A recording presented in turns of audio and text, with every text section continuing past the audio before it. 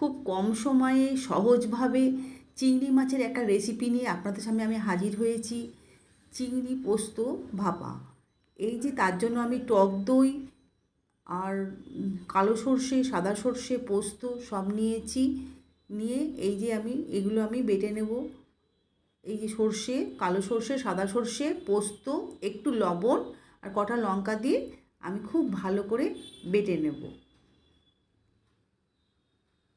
এই যে চিংড়ি মাছ খুব ভালো করে ধুয়েছি, ধুয়ে লবণ হলুদ মাখিয়ে রেখেছি। চিংড়ি মাছের খোসা আমি ছাড়িয়ে নিয়েছি, ভালো করে পরিষ্কার করে একটু লেজের দিকে রেখেছি যাতে দেখতে ভালো লাগে। তার জন্য আমি চিংড়ি মাছের মধ্যে টক দই দিয়ে দিলাম। চিংড়ি মাছ 800 গ্রাম মতো ছিল, আর আমি 200 গ্রাম মতো টক দই দিলাম, একটু ধনে গুঁড়ো দিলাম, একটু লবণ, একটু হলুদ আর সর্ষের তেল।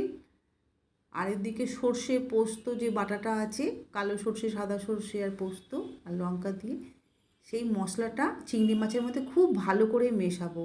এমন করে মাখবো যাতে চিংড়ি মাছের গায়ে সব মশলাগুলো যেন ভালো করে ঢুকে যায়। সেইভাবে মাখিয়ে আমি এটাকে 10 মিনিট মতো রেখে দেবো।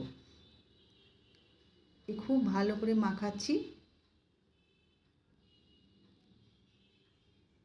নতুন বন্ধুদের উদ্দেশ্যে বলছি, যদি আমার রেসিপি আপনাদের পছন্দ হয়ে থাকে প্লিজ আমার চ্যানেলটি ইউটিউব থেকে দেখলে আপনারা সাবস্ক্রাইব করে পাশের বেল আইকনটা টিপে দিবেন, তাহলে নিত্য নতুন রেসিপি আপনাদের কাছে পৌঁছে যাবে। আর ফেসবুক থেকে দেখলে চ্যানেলটি ফলো করবেন। এবার কড়াইয়ের মধ্যে চিংড়ি মাছটা আমি দিয়ে দিলাম, আর বাটি ধোয়া জল দিলাম, কটা লঙ্কা চেরা দিচ্ছি, আর একটু সর্ষের তেল দিয়ে দেব। দিয়ে আমি ঢাকা দিয়ে দেব। ঢাকা দিয়ে ঠিক 5 মিনিট মতো রান্না করব।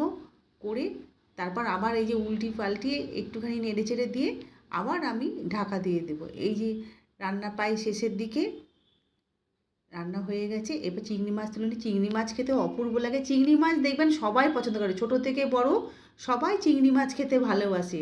আর এইরকম যদি একটা রেসিপি হয় তাহলে আর কিছু লাগবে না ভাতের সঙ্গে। এই চিংড়ি মাছ দিয়েই গরম ভাত অপূর্ব লাগে খেতে। একবার বাড়িতে ট্রাই করে দেখুন, আশা করি আপনাদের পছন্দ হবে। আমার কথা শুনলেন না, আপনি আমার রেসিপি দেখে একবার বানিয়ে খেয়ে দেখুন, তারপর আপনারা আমাকে কমেন্ট করে জানাবেন। অপূর্ব হয় খেতে, দারুণ লাগে খেতে। না খেলে মিস করবেন। এরকমভাবে অবশ্যই তৈরি করে খাবেন। আর আমার রেসিপি যদি আপনাদের পছন্দ হয় প্লিজ আমার পাশে একটু থাকবেন, আর আমার চ্যানেলটি অবশ্যই সাবস্ক্রাইব করবেন।